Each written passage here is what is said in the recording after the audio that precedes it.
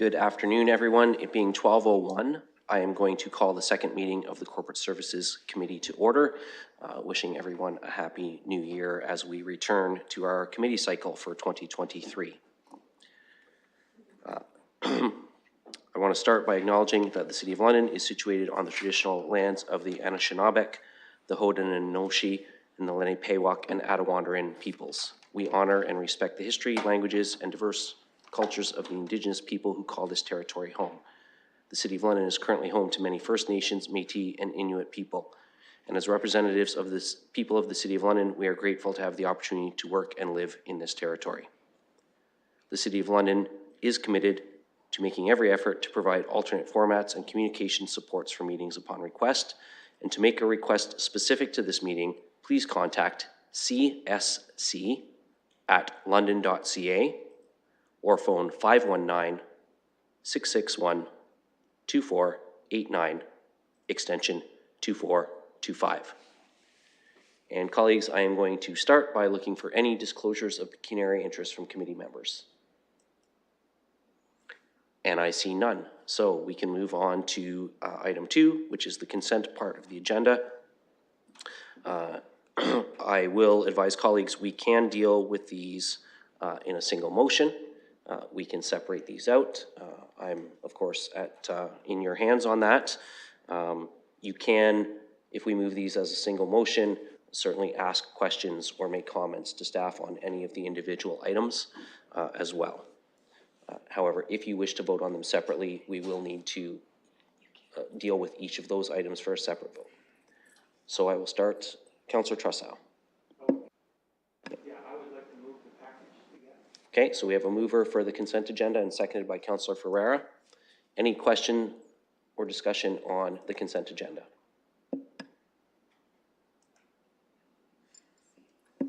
All right, seeing none. Oh, Councillor Stevenson. Thank you. I just had a few general questions about the BIA package here.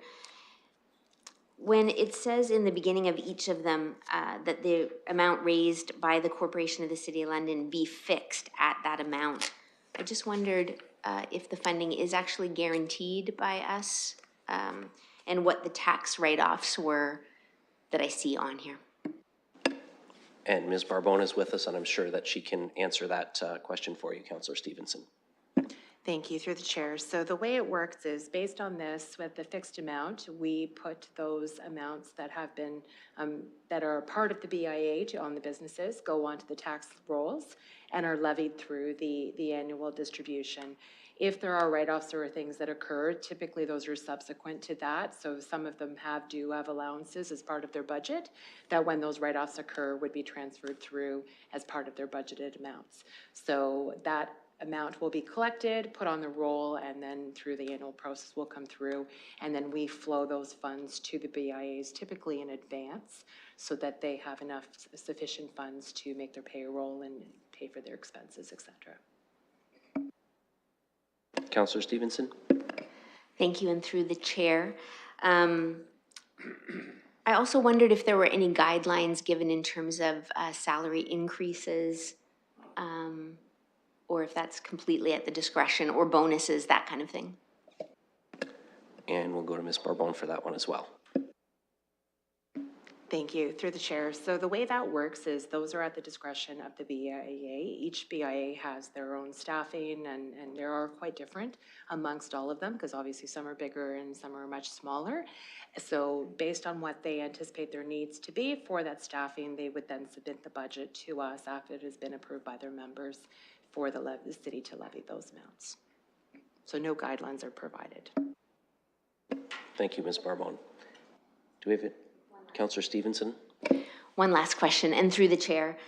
The tax write-offs, I see for one of them was $23,000, and I just wondered how that impacts them and what kind of advance notice they get if there's going to be a shortfall. Ms. Barbone.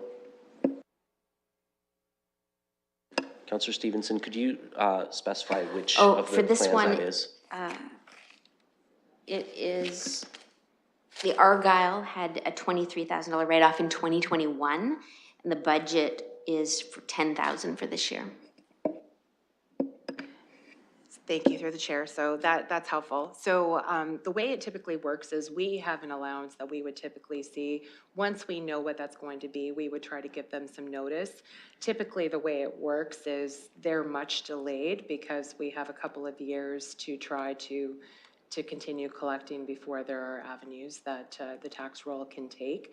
So before the write-off is actually made, there is some time that is elapsed to give notice and to identify if there are other means of trying to recoup those taxes in the meantime. So they would have had some notice. I can't be sure exactly how much, but they typically do not occur every year. That's probably the largest I think we've seen in some time, but it might be reflective of the environment that COVID might have caused over the last number of years. Okay, thank you very much. That helps just to know that it takes a few years and it's not current year, not collected, that then impacts them right away. Councillor McAllister. Thank you, and through the chair. I know this is specifically for the tax levy component, but I did notice some of these, there's also amendments. I know for myself, like the Hamilton Road BIA is asking for an additional 100,000, and those, that would be an amendment, but that's pulled from a separate tax base, correct? Ms. Barbone. Thank you, through the chair. So the $100,000 that the BIA has requested through Hamilton Road is a budget amendment through the City of London property tax supported budget. So what typically for a BIA, the members, which are the businesses in each area, fund what the requirements are of the BIA.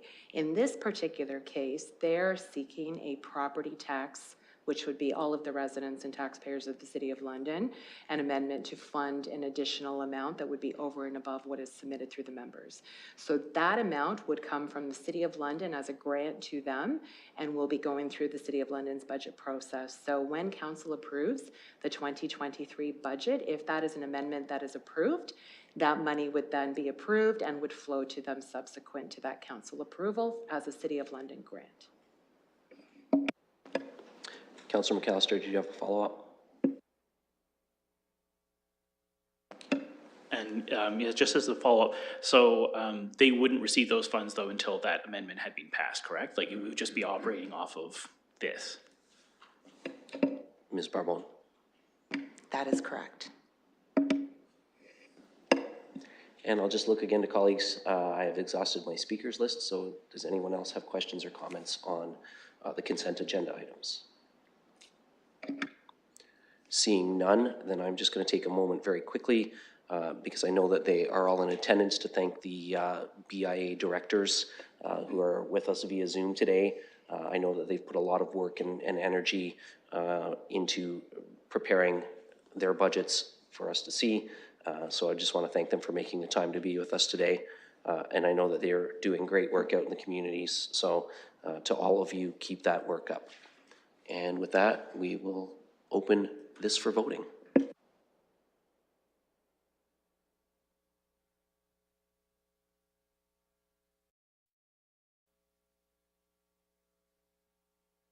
If you can just use your mic.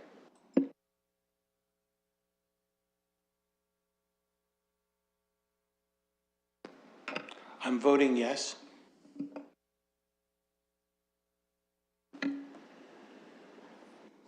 Closing the vote, and the motion carries 5-0. Thank you, colleagues. And just as a housekeeping note, I'll just add, the reason I'll ask colleagues to use their mic if they're having problems with eScribe is those who are viewing on the live stream cannot hear the ambient sound in chambers. They can only hear what's coming through the microphone. So we are in a public meeting, so it's just for that purpose. Moving on, item 3, there are no scheduled items. Item 4 are items for direction. There are 6 requests for proclamation approvals before us. I have indicated to the clerk that I would like 4.1 pulled to be voted on separately.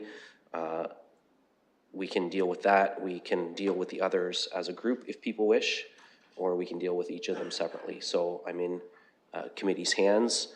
I will just share with committee that I have asked for 4.1 to be pulled to be voted on separately because that particular proclamation was not submitted by and indicates no connection to the City of London. So to be consistent with how I have voted in the past, I will not be supporting that one, as I believe proclamations from the London City Council should have a connection to London.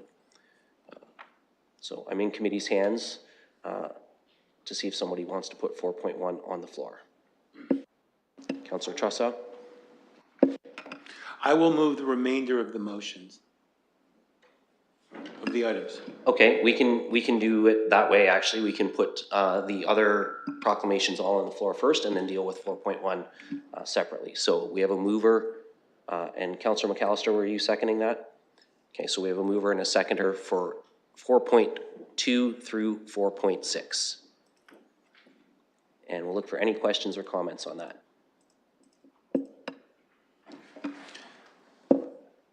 Councillor Tressa? Just generally speaking, what is the source of the requirement, and this is just general for all of them, that it have that connection? Is that something that's in our procedural bylaw, or is it a separate bylaw? I'll let the clerk respond to that in terms of what's required for a proclamation request.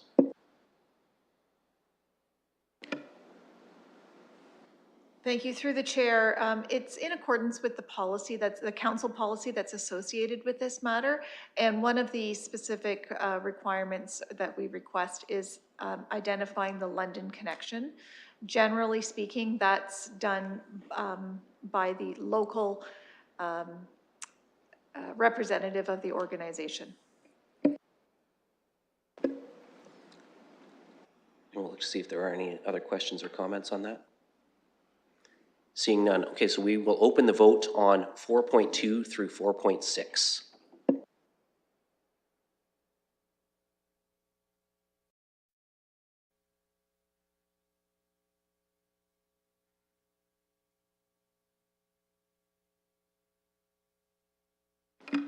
Councillor Tressa? I'm voting yes.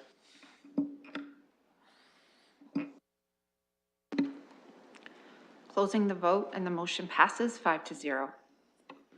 Thank you, and sorry for the delay there, Councillor Tressa. I was casting my own vote and didn't see your hand up there. So we have item 4.1 to deal with.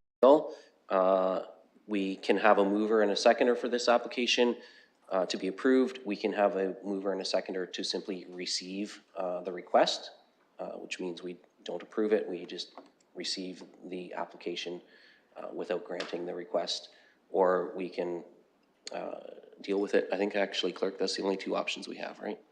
So committee, Councillor Stevenson. I'll make a motion that we receive it. And I see Councillor Ferreira indicating he'll second that. So any questions or comment on receiving? Councillor Tressa? Could we send Ms. Gupta a note from the clerk explaining that in receiving it and not approving it, it's not a reflection of our view of the merits? And this looks like it's coming from the University of Ottawa. And maybe we could advise them in the letter that if they have a chapter here at Western, we'd be happy to entertain that from them.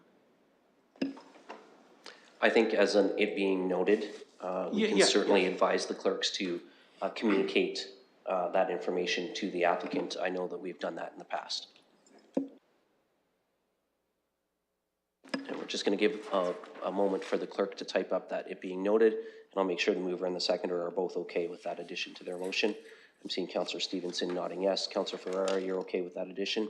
Seeing nods of yes there as well. So we'll just give the clerk a moment to finish that.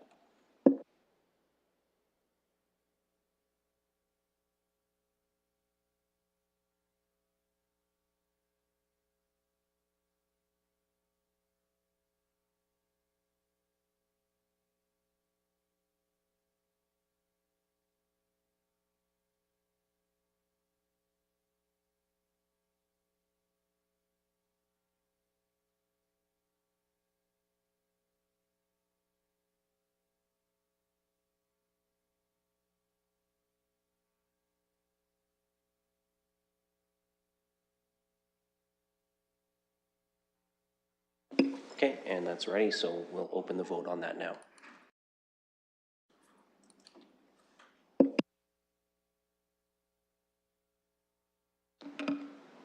Counselor Tressa? I vote yes.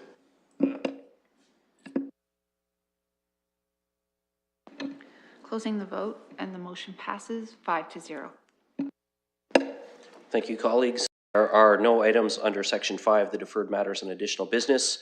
That moves us to item 6. This is a confidential matter for members only. It is regarding labor relations and employee negotiations, being the reason for which we'll be going in camera. So I'll need a motion to move in camera. Moved by Councillor Ferreira, seconded by Councillor Stevenson, and we will get the clerk to open the vote on that.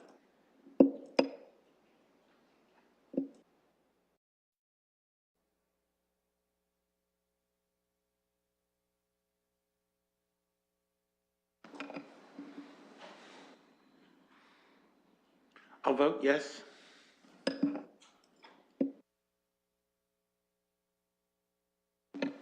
Closing the vote, and the motion passes 5-0. All right, everyone, we'll just give the clerks a moment to make sure that we have the appropriate people in the room, including the virtual attendees, and then we can begin with this matter.